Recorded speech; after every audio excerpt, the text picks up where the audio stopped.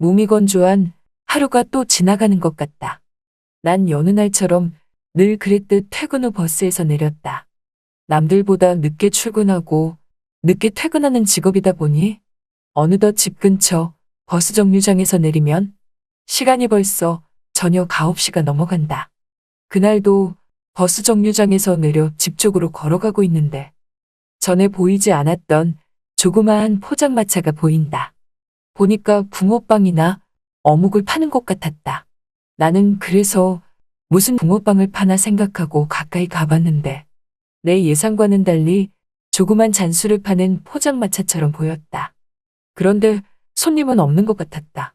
난 저런 곳도 있나 하는 마음이 신기해서 어묵 국물에 소주 좀 마시고 갈까 생각하여.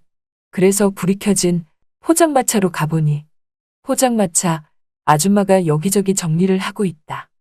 벌써 끝난 건가 싶어 끝난 거냐고 물으니 아니라면서 아직 안 끝났다며. 어묵도 더 남았고 삶아놓은 국수도 더 있어서 마저 다 팔고 갈 거라고 말한다.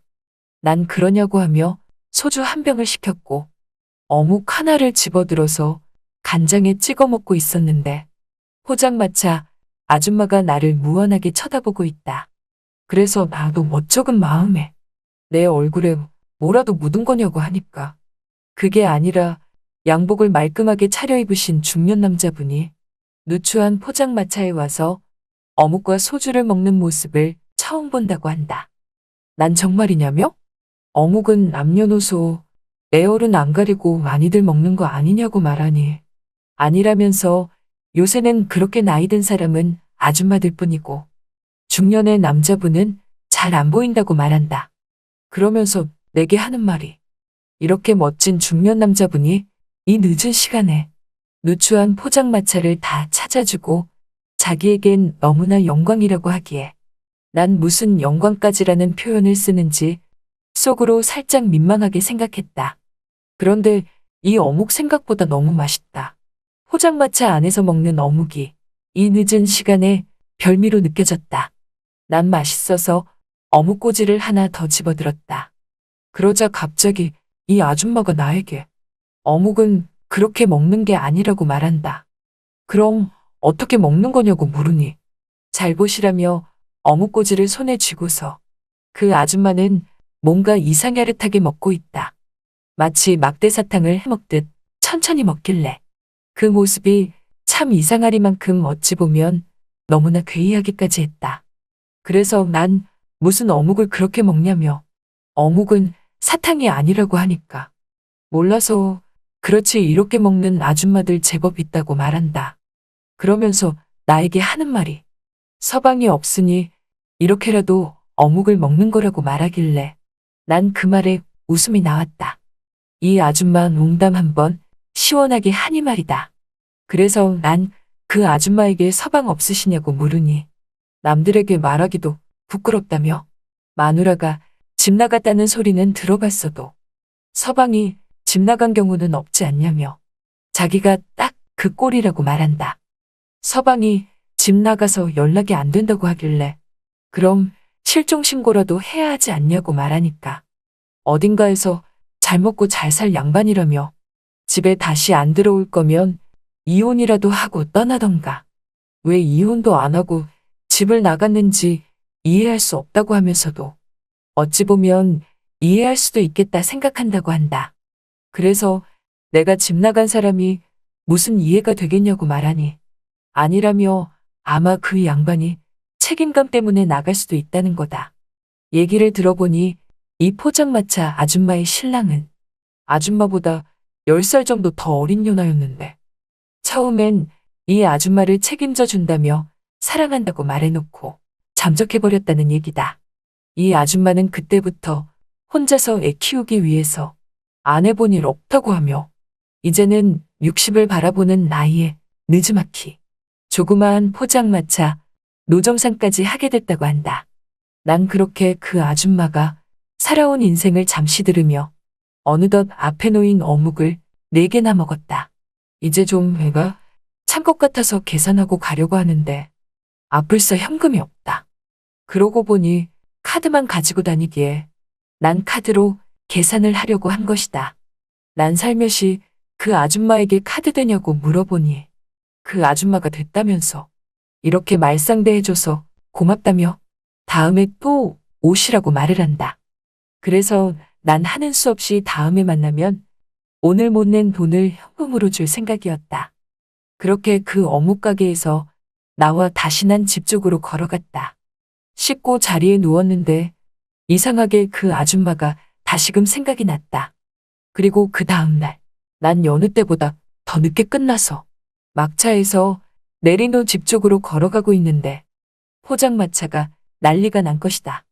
보아하니 동네 양아치들로 보이는 남자들이 그 아줌마에게 자리세를 내놓으라며 협박하는 것처럼 보였다. 난 그냥 지나칠까 하다가 너무나도 그 아줌마가 안쓰러운 마음에 용기를 내어 그 양아치들에게 지금 뭐 하는 거냐고 물으니 그 양아치들은 대개 상관할 게 아니라며 꺼지라고 말을 한다. 난 겁을 먹었지만 이내 다시 용기를 내어 한 번만 더 이러면 경찰 부른다고 하니까 그 양아치 중 한 명이 날 보며 피식 비웃더니 갑자기 나를 한 대 내려쳤고 그때 다른 양아치들이 넘어진 나를 막 밟기 시작했다. 포장마차 아줌마는 놀라서 이러지 말라며 자리세 내면 되지 않냐고 하니까 그때 순찰을 돌던 경찰차가 포장마차 앞을 지나가다 그 장면을 목격했고 양아치들은 놀란 마음에 허겁지겁 사라졌다. 아줌마는 내게 괜찮냐며 왜 나서서 이 꼴을 만든 거냐고 그런다. 그러면서 어쩜 좋냐며 약을 발라야 하는데 큰일이라고 하기에 난 괜찮다고 하니까 아니라며 이 시간에 약국도 문 닫았으니 일단 자기네 집으로 가자고 한다. 그리하여 난 포장마차 아줌마의 부축을 받고 포장마차 아줌마네 집으로 들어갔다. 아줌마는 약을 발라주었다. 그리고 나를 성심성의껏 간호까지 해줬다. 난 아줌마에게 마감도 못하고 오신 것 같은데 마감 정리는 해야 하지 않냐고 하니까 괜찮다며 근처 다른 곳에서 포장마차를 하는 형님에게 부탁을 했다며 대신 정리를 해줄 것이라 말한다. 그러면서 나를 더 살뜰히 챙겨주는 이 아줌마. 난 아픈 몸도 잊은 채 자꾸만 이 아줌마네 집에 있는 게 기분이 이상해졌고 나를 살뜰히 보살펴주는 이 아줌마가 순간 마누라라고 느껴졌는지 급기야 난 병간호해주는 포장마차 아줌마의 손을 덥석 잡고 말았다. 그러자 아줌마는 놀라며 왜 이러시냐고 하기에 난 아무 말 없이 그만 그 자리에서 여러분이 지금 듣고 계신 채널은 바람난 사연 채널입니다. 그렇게 나는 포장마차 아줌마 집에서 머무르게 되었다.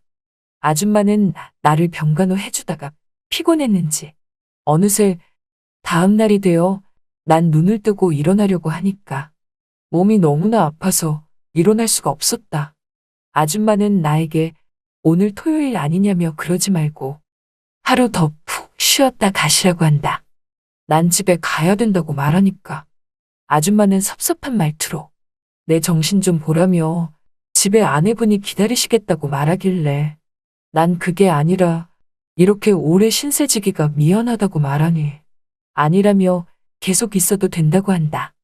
그러면서 아줌마는 내게 아내분에게 연락이라도 해야 되지 않겠냐고 하길래 난 그 포장마차 아줌마에게 이렇게 말했다.